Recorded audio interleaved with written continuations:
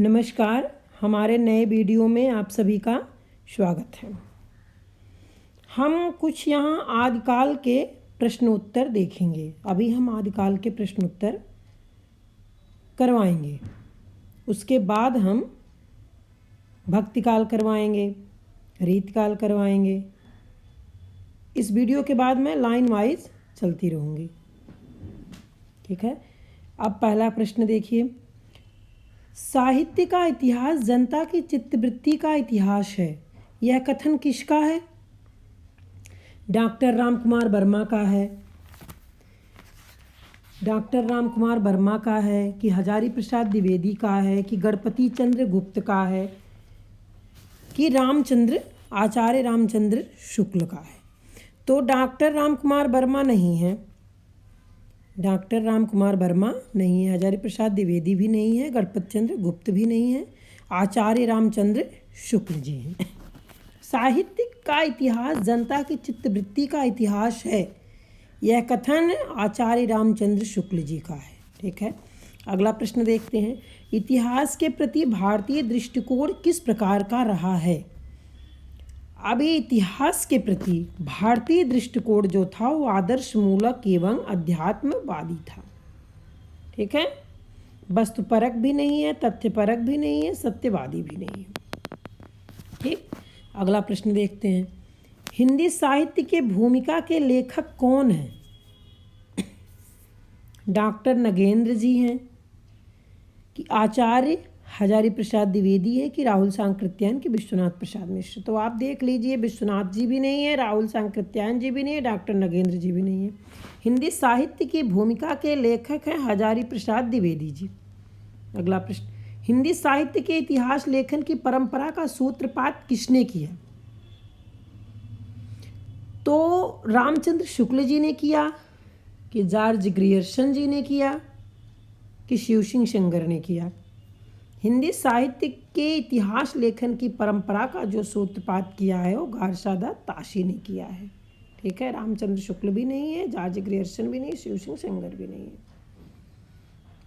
है। आचार्य रामचंद्र शुक्ल के इतिहास ग्रंथ का नाम बताइए। अब हिंदी साहित्य का इतिहास ये आप सभी को पता होगा, इसलिए आगे तो नहीं चलना होगा, मुझे पता है। आचार्य रामचंद्र शुक्ल के इतिहास ग्रंथ का नाम है हिंदी साहित्य का इतिहास, ठीक। अतीत नहीं होगा, रश्मिमांसा भी नहीं होगा, हिंदी साहित्य का वैज्ञानिक इतिहास भी नहीं होगा, क्योंकि ये गणपति चंद्र गुप्त का है। इनमें से असत्य कथन कौन सा है? यहाँ असत्य बताना है। शुक्ल जी का इतिहास ग्रंथ सन 1929 ईस्वी में प्रकाशित हुआ। गारसादा ताशी हिंदी साहित्य के इतिहास के प्रथम लेखक हैं, ये भी नहीं है और ये भी नहीं है। शिव सिंह सरोज में लगभग 1000 कवियों का विवरण है, ये भी नहीं है। ये जो है, इनमें से असत्य कथन कौन सा है? तो असत्य जो है वो ये है, हिंदी साहित्य का आदिकाल डॉक्टर नगेंद्र की है, ठीक है। अगला प्रश्न देखते हैं, इनमें से अशुद्ध जोड़ा छांटिए। यहाँ भी अशुद्ध बताना है, शुद्ध नहीं बताना है। तो जो अशुद्ध जोड़ा है वो है वैज्ञानिक इतिहास सर जॉर्ज ग्रियर्सन, ये अशुद्ध जोड़ा है और शब्द शुद्ध जोड़ा है, ठीक है। हिंदी साहित्य के सर्वप्रथम इतिहास ग्रंथ का रचना काल क्या है? हिंदी साहित्य के सर्वप्रथम इतिहास ग्रंथ का रचना काल क्या है? अब 1883 ईस्वी है कि 1750 ईस्वी है कि 1839 ईस्वी है कि 1929 ईस्वी है? तो इसमें 1883 भी नहीं है, 1750 भी नहीं, 1929 भी नहीं है, इसमें 1839 ईस्वी, ठीक है। हिंदी साहित्य के सर्वप्रथम इतिहास ग्रंथ का रचना काल 1839 ईस्वी है। अब हिंदी साहित्य का इतिहास सर्वप्रथम किस भाषा में लिखा गया है? तो ये तो सभी को पता होगा, फ्रेंच भाषा में लिखा गया है, हिंदी साहित्य का इतिहास सर्वप्रथम फ्रेंच भाषा में लिखा गया है। समझ में आया? अगला प्रश्न देखते हैं। उस इतिहास ग्रंथ का नाम बताइए जिसमें लगभग 5000 कवियों का विवरण संकलित है। ये शिव सिंह सरोज नहीं है, ठीक है। हिंदी साहित्य का अतीत भी नहीं है, हिंदी साहित्य का इतिहास भी नहीं है। ये है मिश्र बंधु विनोद जी, ठीक है। उस इतिहास ग्रंथ का नाम बताइए जिसमें लगभग 5000 कवियों का विवरण संकलित है। तो उसमें कहाँ है? मिश्र बंधु विनोद में, ठीक। अगला प्रश्न देखते हैं। हिंदी वीर काव्य के रचयिता कौन है? राम नरेश त्रिपाठी हैं, कि आचार्य चतुर्सेन हैं, कि रामविलास शर्मा हैं? तो रामविलास शर्मा भी नहीं, आचार्य चतुर्सेन भी नहीं, राम नरेश त्रिपाठी भी नहीं है। हिंदी वीर काव्य के रचयिता हैं टीकम सिंह। अगला प्रश्न है, नागरी प्रचारी सभा द्वारा प्रकाशित हिंदी साहित्य के बृहत इतिहास के कुल कितने खंड हैं? बृहत इतिहास के कुल कितने खंड हैं? तो 12 नहीं है, 15 भी नहीं है, 10 भी नहीं है, ये 18 है। नागरी प्रचारी सभा द्वारा प्रकाशित हिंदी साहित्य के बृहत इतिहास कुल 18 खंड हैं, ठीक। अगला प्रश्न, नागरी प्रचारी सभा काशी द्वारा प्रकाशित हिंदी साहित्य के बृहत इतिहास के 6वें खंड रीत काल के संपादक कौन है? अब आचार्य शुक्ल जी भी नहीं है, हजारी प्रसाद द्विवेदी जी भी नहीं है, और नामवर सिंह भी नहीं है, ठीक है। तो नागरी प्रचारी सभा काशी द्वारा प्रकाशित हिंदी साहित्य के बृहत इतिहास के 6वें खंड रीत काल के संपादक हैं डॉक्टर नगेंद्र प्रसाद, डॉक्टर नगेंद्र जी, ठीक है। कविता कौमुदी के रचयिता कौन है? श्याम सुंदर दास हैं? नहीं। रसखान हैं? नहीं। सूर्यकांत शास्त्री हैं? नहीं। एक कविता कौमुदी के रचयिता है राम नरेश त्रिपाठी जी, ठीक। अगला प्रश्न, हिंदी साहित्य का इतिहास दर्शन नामक ग्रंथ के लेखक कौन है? विजेंद्र स्नातक नहीं है, डॉक्टर नामवर सिंह भी नहीं है, और डॉक्टर विनय मोहन भी नहीं है। हिंदी साहित्य का इतिहास दर्शन नामक ग्रंथ के लेखक हैं डॉक्टर नलिन बिलोचन शर्मा, डॉक्टर नलिन बिलोचन शर्मा जी हैं। अगला प्रश्न है, इनमें से कौन सी पुस्तक हजारी प्रसाद द्विवेदी की नहीं है? अब यहाँ जो दिया गया है विकल्प, इसमें नहीं बताना है, ठीक है। हिंदी साहित्य की भूमिका नहीं। इनमें से कौन सी पुस्तक हजारी प्रसाद द्विवेदी की नहीं है? हिंदी साहित्य की भूमिका है, हिंदी साहित्य का आदिकाल है, हिंदी साहित्य उद्भव और विकास है। तो ये यहाँ पता चल रहा है रीत काव्य की भूमिका नहीं है, ठीक है। अगला प्रश्न देखते हैं, रीत काल को अलंकृत काल की संज्ञा किसने दी है? तो डॉक्टर राम कुमार वर्मा ने नहीं दिया है, रामचंद्र शुक्ल जी ने भी नहीं दिया है, और आगे प्रश्न हजारी प्रसाद द्विवेदी जी ने भी नहीं दिया है। रीत काल को अलंकृत काल मिश्र बंधु ने दिया है। शुक्ल जी ने, अगला प्रश्न है, शुक्ल जी ने आदिकाल का क्या नामकरण किया है? शुक्ल जी ने आदिकाल का क्या नामकरण किया है? आरंभिक काल, कि चारण काल, कि वीरगाथा काल, क्या दिया है नाम? कि प्रारंभिक काल। तो शुक्ल जी ने आदिकाल का जो नामकरण किया है वो वीरगाथा काल किया है, ठीक है। चारण काल भी नहीं किया, प्रारंभिक काल भी नहीं, आरंभिक काल भी नहीं। अगला प्रश्न देखते हैं, किस इतिहास लेखक ने हिंदी साहित्य का प्रारंभ 1050वें विक्रम से स्वीकार किया है?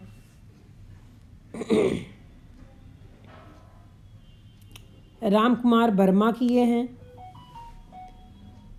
कि मिश्र बंधु किए हैं?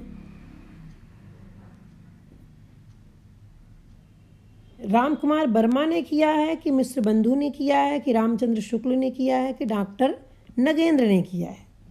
तो इतिहास लेखक ने हिंदी साहित्य का प्रारंभ जो किया है 1050वीं विक्रमी से, तो उन्होंने स्वीकार किया है किसने? रामचंद्र शुक्ल जी ने।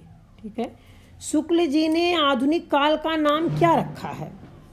शुक्ल जी ने आधुनिक काल का नाम रखा है गद्य काल। ठीक। अगला प्रश्न है, पूर्व मध्य काल के लिए शुक्ल जी ने क्या नाम दिया है? रीतकाल नहीं दिया है, कोई नहीं, ये भी नहीं हो सकता। पूर्व माध्यमिक काल, ये भी नहीं है। तो पूर्व मध्य काल के लिए शुक्ल जी ने जो नाम दिया है वो भक्ति काल दिया है। ठीक है। अगला प्रश्न, शुक्ल जी ने कालों का नामकरण किस आधार पर किया है? परंपरा के आधार पर किया है, कि प्रवृत्ति की प्रधानता के आधार पर किया है, कि प्रमुख ग्रंथ की कोई नहीं? तो ये परंपरा के आधार पर भी नहीं किया है, प्रमुख ग्रंथ के भी नहीं, कोई भी नहीं हो सकता। इसमें शुक्ल जी ने कालों का नामकरण जो किया है वो प्रवृत्ति की प्रधानता के आधार पर किया है। आदिकाल को चारणकाल किसने कहा है? डॉक्टर नगेंद्र ने कहा है, कि रामचंद्र शुक्ल ने कहा है, कि रामकुमार वर्मा ने कहा है, कि मिश्र बंधु ने कहा है? तो आदिकाल को जो चारणकाल कहा है वो रामकुमार वर्मा ने कहा है। ठीक है। डॉक्टर रामकुमार वर्मा के काल विभाजन में हिंदी साहित्य का प्रारंभ कब से माना गया? तो 7वीं शताब्दी में नहीं माना गया है, 1000वीं विक्रमी संवत में नहीं माना गया, 1050वीं में भी नहीं माना गया, इस 750 विक्रमी में माना गया। अगला प्रश्न, डॉक्टर गणपत चंद्र गुप्त आधुनिक काल का प्रारंभ कब से मानते हैं? ये 1857 ईस्वी में मानते हैं। ठीक है, 1857 ईस्वी में मानते हैं। अगला प्रश्न है, इनमें से कौन सा नाम आदिकाल के लिए नहीं दिया गया? आदिकाल के लिए नहीं दिया गया है, तो संधिकाल नहीं दिया गया है। इनमें से कौन सा नाम आदिकाल के लिए नहीं दिया गया है? वो नाम है संधिकाल। अगला प्रश्न देखते हैं, राहुल सांकृत्यायन हिंदी का पहला कवि किसे मानते हैं? सरहपाद को मानते हैं। इसको मानते हैं राहुल सांकृत्यायन जी, सरहपाद को। सरहपाद का समय सांकृत्यायन जी के अनुसार क्या है? सरहपाद का समय जो राहुल सांकृत्यायन जी के द्वारा है वो 7वीं सदी है। ठीक है, 7वीं सदी। और हिंदी का पहला ग्रंथ कौन सा है? श्रावकाचार, सभी को पता होना चाहिए, श्रावकाचार है। अगला प्रश्न है, श्रावकाचार के रचयिता कौन है? श्रावकाचार के रचयिता कौन है? तो ये हैं देवसेन जी। श्रावकाचार के जो रचयिता हैं वो देवसेन हैं। फिर श्रावकाचार पे अगला प्रश्न है, श्रावकाचार की रचना कब हुई थी? तो ये 933 में हुई थी। श्रावकाचार की रचना 933 में हुई थी। अगला प्रश्न, जगनिक द्वारा रचित वीर रस प्रधान ग्रंथ का नाम क्या है?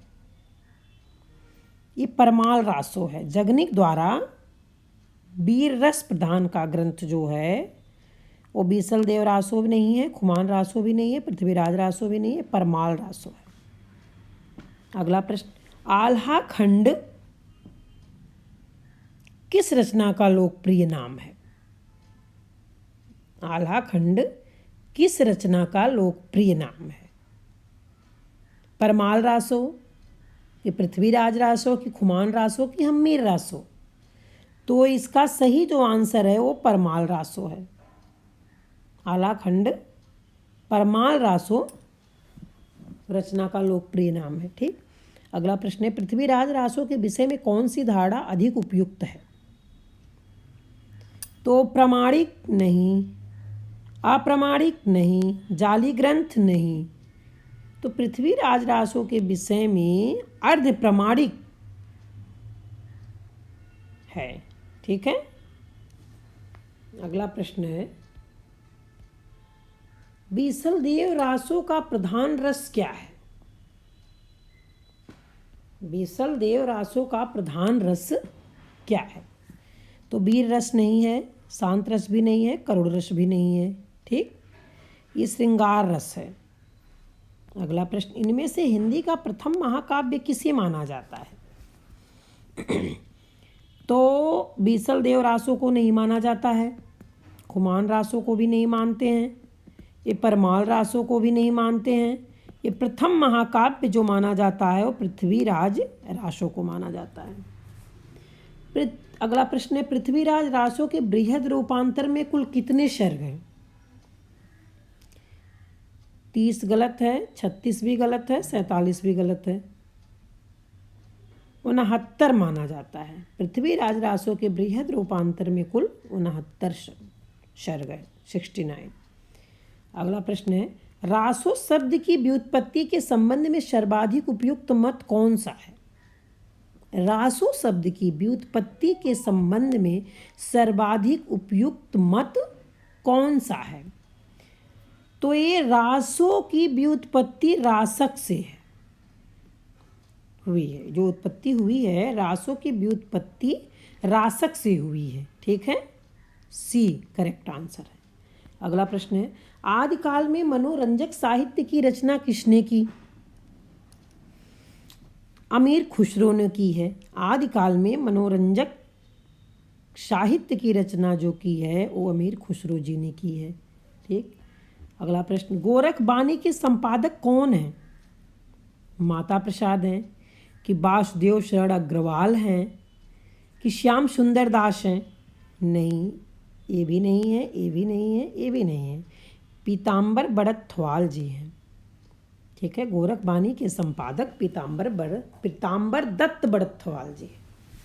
अगला प्रश्न है, इनमें से सही कथन कौन सा है? अधिकांश रासो काव्य रचना है, सही पूछ रहा है। अधिकांश रासो काव्य प्रामाणिक है कि अधिकांश रासो काव्य अप्रामाणिक है कि बीसल देव रासो वीर रस प्रधान ग्रंथ है? तो इनमें से सही कथन जो है वो बीसल देव रासो वीर रस प्रधान ग्रंथ है। ठीक, अगला प्रश्न, सिद्धों की संख्या कितनी बताई गई है? सिद्धों की संख्या जो बताई गई है वो 84 बताई गई है। अगला प्रश्न, सिद्धों का उचित समय क्या माना गया है? सिद्धों का उचित समय क्या माना गया है? सिद्धों का जो उचित समय है वो 7वीं और 8वीं सती माना गया है। 7वीं और 8वीं सती माना गया है। ठीक है, अगला प्रश्न है, नारी निंदा किस संप्रदाय में मिलती है? बहुत इंपॉर्टेंट क्वेश्चन है। नारी निंदा किस संप्रदाय में मिलती है? तो ये जैन संप्रदाय में नहीं मिलती है, सिद्ध संप्रदाय में भी नहीं मिलती है, किसी में नहीं, ये तो गलत है। ये नाथ पंथ में मिलती है। नारी निंदा नाथ पंथ संप्रदाय में मिलती है। ठीक है, अगला प्रश्न, इनमें से नाथ संप्रदाय में क्या नहीं है? गुरु महिमा कि नारी निंदा कि इंद्रिय निग्रह कि गृहस्थों का आदर? यहाँ इनमें से नाथ संप्रदाय में क्या नहीं है? तो जो नहीं है वो गृहस्थों का आदर। ठीक है, वर्ण रत्नाकर के रचयिता कौन है? जगन्नाथ दास रत्नाकर हैं कि विद्यापति हैं कि स्वयंभू हैं? विद्यापति भी नहीं, स्वयंभू भी नहीं, जगन्नाथ दास रत्नाकर भी नहीं है। वर्ण रत्नाकर के रचयिता जो हैं वो ज्योतिरीश्वर ठाकुर जी हैं। ठीक है, अगला प्रश्न, अपभ्रंश एवं राजस्थानी भाषा के योग से बनी भाषा को क्या कहते हैं? बहुत अच्छा क्वेश्चन है। तो अपभ्रंश एवं राजस्थानी भाषा के योग से जो बनी भाषा है वो डिंगल भाषा कहते हैं। ठीक है, पिंगल नहीं है, देश भाषा भी नहीं है, औहट भी नहीं है। अगला प्रश्न है, ब्रजभाषा मिश्रित अपभ्रंश का क्या नाम है? ये जो प्रश्न है, ब्रजभाषा मिश्रित अपभ्रंश का क्या नाम है? डिंगल भाषा है कि पिंगल भाषा है, कि औहत्य है, कि शौरसेनी है। ब्रजभाषा मिश्रित अपभ्रंश का जो नाम है वो है पिंगल। ब्रजभाषा मिश्रित अपभ्रंश का नाम है पिंगल। ठीक है, अपभ्रंश का जो नाम है वो पिंगल है, डिंगल नहीं है, औहत्य भी नहीं है, शौरसेनी भी नहीं है। अगला प्रश्न, इनमें से कौन आदिकाल का ग्रंथ नहीं है? ये जो है प्राकृतिक पैंगलम भी नहीं है। इनमें से कौन आदिकाल का ग्रंथ नहीं है? तो प्राकृतिक पैंगलम ये है, विद्यापति पदावली भी है, और अगला प्रश्न है खुसरो की पहेलियाँ भी है। आदिकाल का ग्रंथ ये जो नहीं है वो है पद्मावत। ठीक है, अगला प्रश्न है विद्यापति पदावली की रचना किस भाषा में हुई है? तो ये मैथिली भाषा में हुई है। विद्यापति पदावली की रचना मैथिली भाषा में हुई है। अगला प्रश्न, आदिकाल में खड़ी बोली का प्रयोग किस कवि ने किया है? आदिकाल की खड़ी बोली का जो प्रयोग हुआ है वो खुसरो ने किया है। ठीक है, इनमें से जैन धर्म का संबंध किस कवि से नहीं है? तो स्वयंभू से है, धनपाल से भी है, जोइंदू से भी है। इनमें से जो जैन धर्म का संबंध है वो विद्यापति से नहीं है। खालिक बारी के रचयिता कौन थे? तो अब्दुल रहमान नहीं है, रहीम भी नहीं है, और रशखान भी नहीं है। तो खालिक बारी के जो रचयिता हैं वो खुसरो जी हैं। ठीक है, अगला प्रश्न, भविष्यत कथा के रचनाकार का नाम बताइए। धनपाल है, भविष्यत कथा के रचनाकार का नाम है धनपाल। खड़ी बोली हिंदी में रचना करने वाला पहला कवि कौन था? तो ये तो सभी को पता होगा मुझे लगता है, और नहीं पता है तो जान लीजिए। खड़ी बोली हिंदी में रचना करने वाले पहले कवि का नाम है खुसरो। ठीक है, अगला प्रश्न है, इनमें से कौन सा ग्रंथ शिलाओं पर लिखा है? इनमें से कौन सा ग्रंथ शिलाओं पर लिखा है? तो जो शिलाओं पर लिखा है वो राउल वेली है। ठीक है, यहाँ शिलाओं की बात हो रही है। इनमें से कौन सा ऐसा ग्रंथ है जो शिलाओं पर लिखा है? तो वो है राउल वेली। अगला प्रश्न, मैथिली हिंदी में रचित गद्य रचना का नाम बताइए। मैथिली हिंदी में रचित गद्य रचना का नाम है वर्ण रत्नाकर। राउल वेल भी नहीं है, पदावली भी नहीं है, प्राकृतिक पैंगलम भी नहीं है। ठीक, अगला प्रश्न है, हिंदी साहित्य का आलोचनात्मक इतिहास ग्रंथ के लेखक कौन है? यहाँ आलोचनात्मक पूछा जा रहा है, तो जो आलोचनात्मक इतिहास ग्रंथ के लेखक हैं वो डॉक्टर रामकुमार वर्मा जी हैं। ठीक है, अगला प्रश्न है, पृथ्वीराज रासो को आप किस वर्ग में रखेंगे? राजनीतिक महाकाव्य में रखेंगे, कि सांस्कृतिक महाकाव्य में रखेंगे, कि श्रृंगार गाथा में रखेंगे, कि वीर गाथा में रखेंगे? तो पृथ्वीराज रासो को आप किस वर्ग में रखेंगे? तो हम सब इसको वीर गाथा वर्ग में रखेंगे। ठीक है, अगला प्रश्न है, पृथ्वीराज रासो में सर्वाधिक विवादित पक्ष है। कौन सा विवादित पक्ष है? भाषिक संरचना नहीं, भाषिक संरचना नहीं है। चित्रांकन नहीं है। इसमें प्रबंधात्मकता भी नहीं है।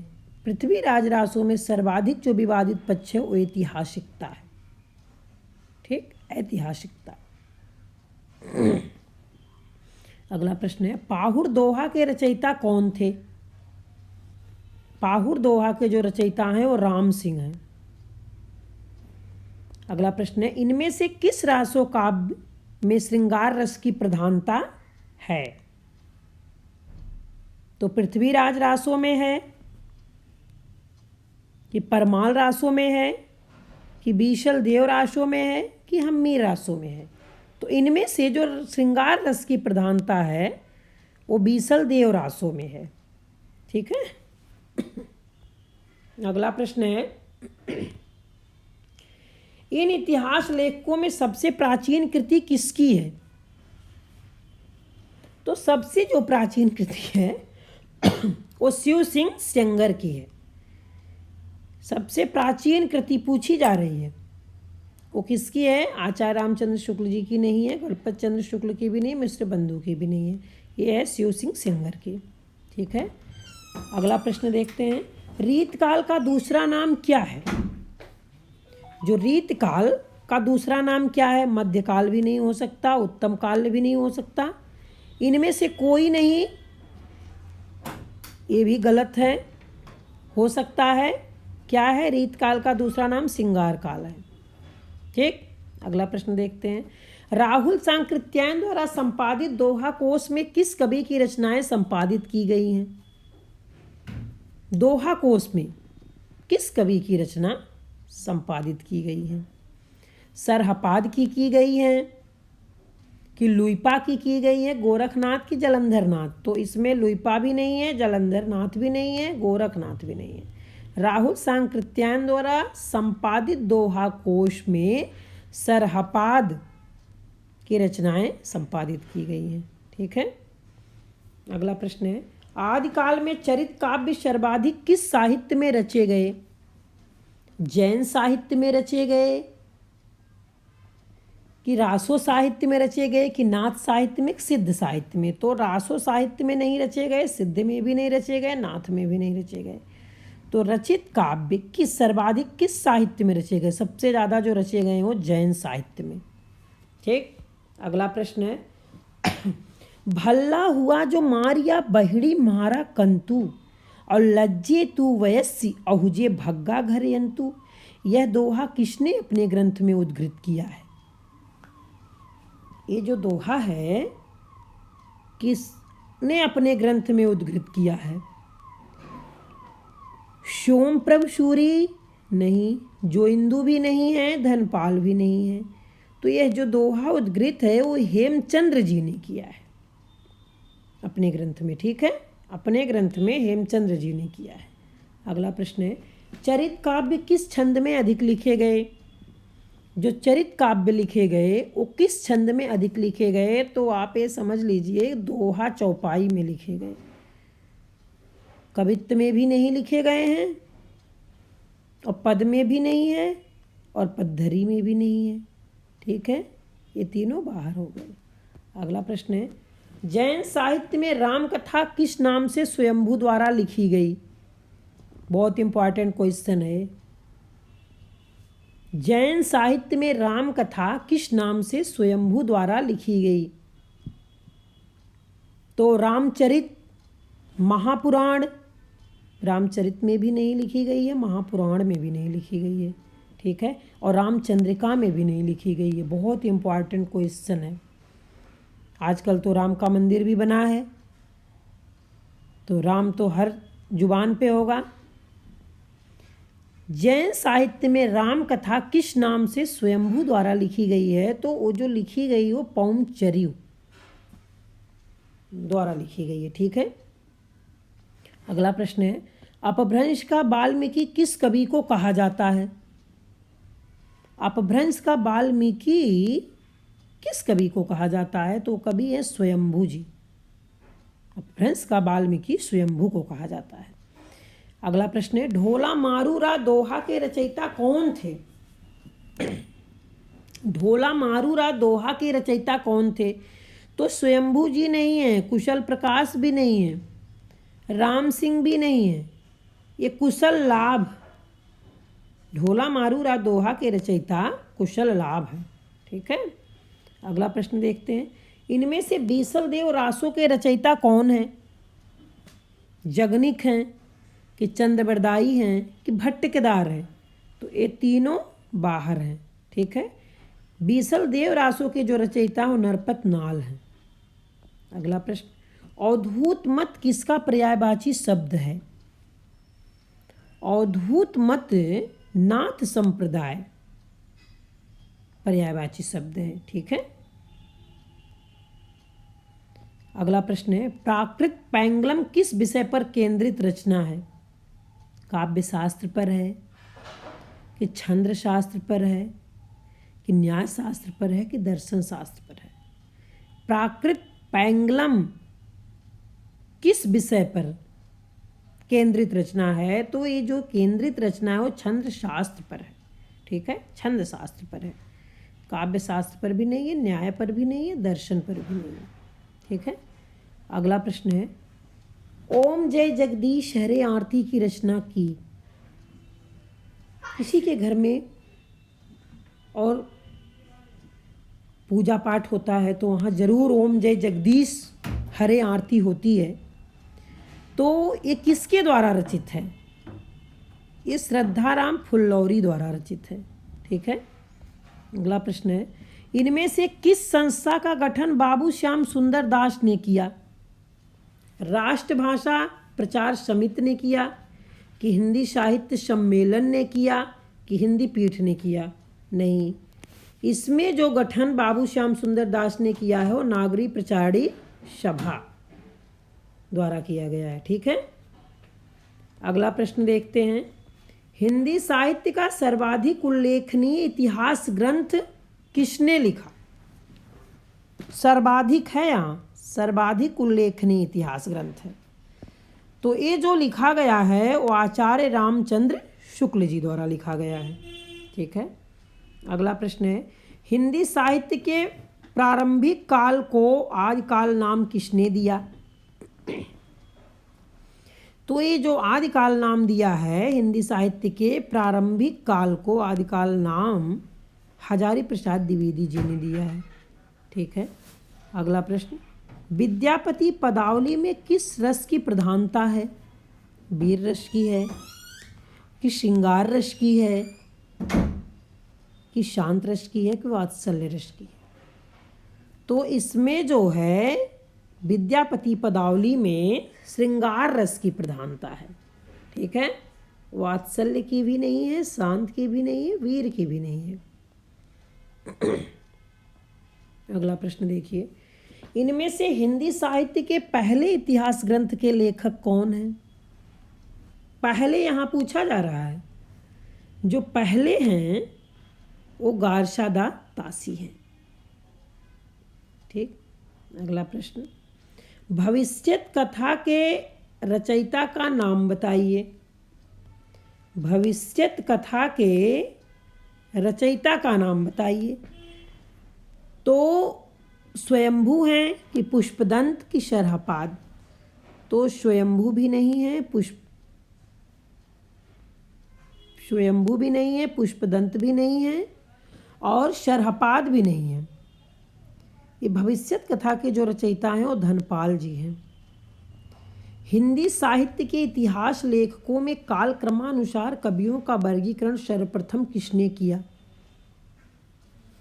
तो सर्वप्रथम जो किया गया है कालक्रमानुसार द्वारा वो जॉर्ज ग्रियर्सन ने किया है। ठीक है, हिंदी साहित्य के इतिहास लेखकों में कालक्रमानुसार कवियों का वर्गीकरण जो किया है वो जॉर्ज ग्रियर्सन जी द्वारा हुआ है। ठीक है, अगला प्रश्न, इनमें से आदिकाल के अंतिम चरण के सुप्रसिद्ध कवि कौन हैं? आदिकाल के अंतिम चरण के सुप्रसिद्ध कवि जो हैं वो अमीर खुसरो जी हैं। ऐसे रासो ग्रंथ के रचनाकार का नाम बताइए जिसकी रचना अजमेर के शासक से संबंधित है। तो ये जो अजमेर के शासक से संबंधित है वो नरपत नाल जी। ठीक है, मधुकर भट्ट भी नहीं है, नल्ल सिंह भी नहीं, दलपत विजय भी नहीं है, वो जो है वो नरपत नाल जी हैं। अपभ्रंश में राम के चरित्र पर आधारित ग्रंथ इनमें से कौन सा है? पौमचर्यु, कि महापुराण, की संदेश रासक, के रिठ रोमी चर्यु? तो ये जो है रिठ्ठडेमी चर्यु नहीं है, संदेश रासक भी नहीं, महापुराण भी नहीं है। अपभ्रंश में राम के चरित्र पर जो आधारित ग्रंथ है वो पौमचर्यु है। ठीक है, अब निम्नलिखित सूचियों को सुमेलित करते हुए सही कूट का चयन कीजिए। अब यहाँ चयन करना है, मिलाना है सूचियों को, ठीक है। तो इसका जो आंसर होगा, पहले मैं मिलान कर दे रही हूँ। पहले मिलान है, ए का है हजारी प्रसाद द्विवेदी, लेखक का नाम है हजारी प्रसाद द्विवेदी, और इनके पुस्तक का नाम है हिंदी साहित्य की भूमिका, हिंदी साहित्य की भूमिका। आचार्य हजारी प्रसाद द्विवेदी के पुस्तक का सुमेलित जो करना है वो हिंदी साहित्य की भूमिका है। अब बी है आचार्य रामचंद्र शुक्ल, तो इनका तो पता होगा सभी को, लेकिन मैं बता रही हूँ हिंदी साहित्य का इतिहास, ठीक है। अब अगला है सी गणपत चंद्र गुप्त। अब गणपत चंद्र गुप्त का क्या है, हिंदी साहित्य का वैज्ञानिक इतिहास है, मैं आगे वीडियो में बताई भी हूँ। गणपत चंद्र गुप्त का है हिंदी साहित्य का वैज्ञानिक इतिहास, ठीक है। अब डी डॉक्टर राम कुमार वर्मा। अब डॉक्टर राम कुमार वर्मा का है हिंदी साहित्य का आलोचनात्मक इतिहास, ये मिलान हो गया आपका, ठीक है। अब इनके आंसर को यहाँ जो कूट है, कूट में भी मैं बता दे रही हूँ, कूट में इनका बी आंसर है, ठीक है। 3 का 1 हो गया, ठीक। अब अगला देखते हैं, इनमें से जगनिक की रचना कौन सी है। खुमान रासो नहीं है, ठीक, पृथ्वीराज रासो भी नहीं है, बीसल देव रासो भी नहीं है, तो इनमें से जो जगनिक की रचना वो परमाल रासो है। अगला प्रश्न देखते हैं, आल्हा खंड किस रासो को कहा जाता है। परमाल रासो को कहा जाता है, आल्हा खंड परमाल रासो को कहा जाता है, ठीक है। अगला प्रश्न है, आल्हा उदल की वीरता का उल्लेख किस रासो काव्य में है। तो पृथ्वीराज रासो में है कि विजयपाल में है, कि इनमें से कोई नहीं। विजयपाल में भी नहीं है और इनमें से कोई नहीं है, तो नहीं है, ठीक है। पृथ्वीराज रासो में भी नहीं है, तो ये बचे क्या, आल्हा खंड परमाल रासो।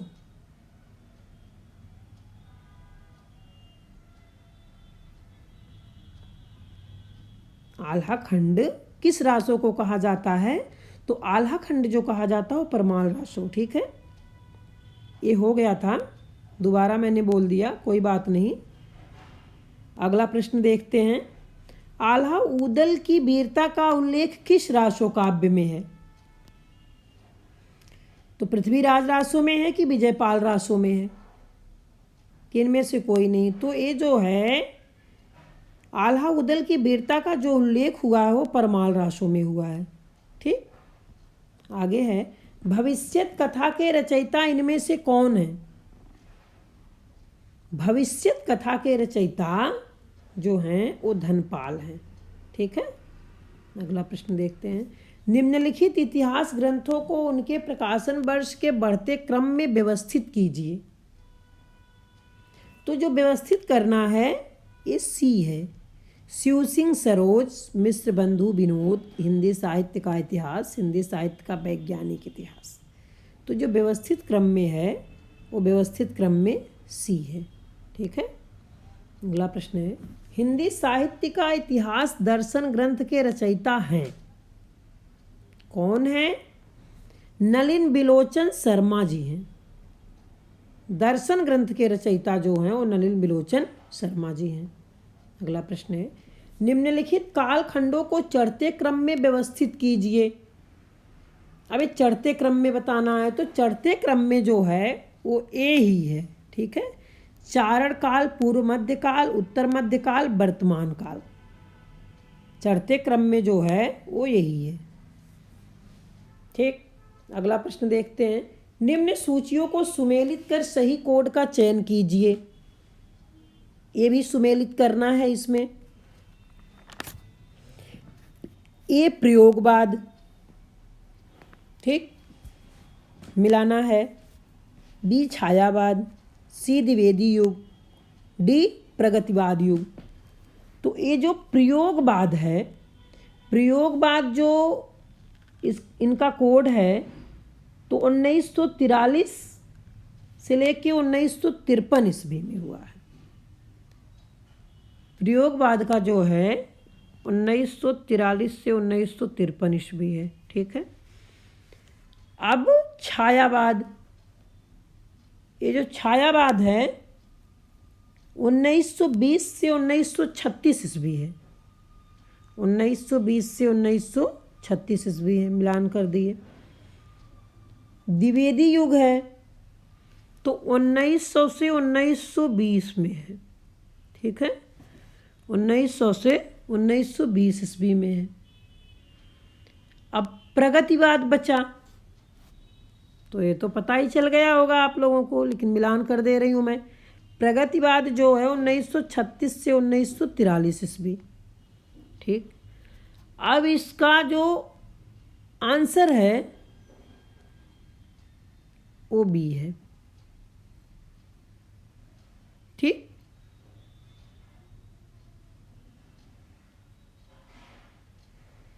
अगला प्रश्न देखते हैं।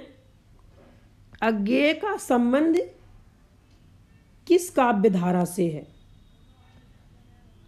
प्रगतिवाद से है कि भारतीय युग से है कि नवनीत से है? तो ये तीनों नहीं है। अज्ञेय का संबंध जो है वो प्रयोगवाद काव्य धारा से है। ठीक है। त्रिलोचन किस काव्य धारा से जुड़े कवि हैं? त्रिलोचन किस काव्य धारा से जुड़े कवि हैं? तो ये प्रगतिवाद काव्य धारा से जुड़े हैं। ठीक है। अगला प्रश्न है, नाथ पंथ का सर्वाधिक प्रभाव किस कवि पर है? ये जो है सर्वाधिक मतलब सबसे ज़्यादा जो प्रभाव है वो कबीरदास जी पर है। ठीक है, नाथ पंथ का। अगला प्रश्न है, सरहपा का संबंध है किस संप्रदाय से है? तो सिद्ध संप्रदाय से है सरहपा का संबंध। नाथ संप्रदाय से भी नहीं है, संत काव्य से भी नहीं है, जैन संप्रदाय से भी नहीं है। अगला प्रश्न है, गोरखनाथ की रचनाओं का संकलन गोरख बानी के नाम से किसने किया है? किसने किया है? सीताराम चतुर्वेदी ने कि हजारी प्रसाद द्विवेदी ने? ये नहीं है दोनों। ठीक है। डॉक्टर नगेंद्र ने नहीं। ये गोरखनाथ की रचनाओं का संकलन जो गोरख बानी के नाम से किया है वो पीताम्बर दत्त बड़थवाल ने किया है। ठीक है, पीताम्बर दत्त बड़थवाल ने। अगला क्वेश्चन है लास्ट, कौन सा नाम आदिकाल का नहीं है? आदिकाल का ये प्रश्न उत्तर है दिया गया है और उसका लास्ट क्वेश्चन है, कौन सा नाम आदिकाल का नहीं है? तो वीरगाथा काल भी है, चारण काल भी है, बीजोपन काल भी है। ये वीरता काल नहीं है। ठीक है, वीरता काल नहीं है। ठीक, और आप लोग ये वीडियो देखिएगा, इसके बाद मैं आपको भक्ति काल पर वीडियो बनाऊंगा।